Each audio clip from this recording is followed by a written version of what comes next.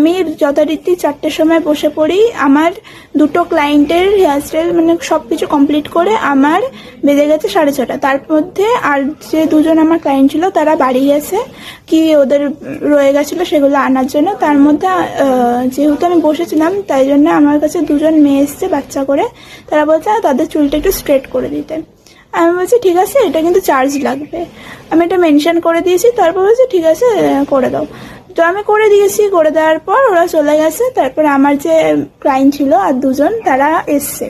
এসে আমি তাদের হেয়ারস্টাইল কমপ্লিট করেছি। 2জনের হেয়ারস্টাইলটা কার্লস ছিল আর খুব অ্যাডভান্স টাইপের হেয়ারস্টাইল ছিল।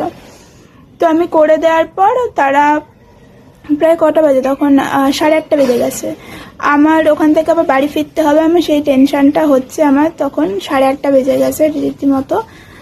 আমার বাড়ি থেকে কন্টিনিউয়াসলি ফোন আসছে, কখন আসবে, এতক্ষণ কেন লাগছে, এই আমি যেহেতু একা ছিলাম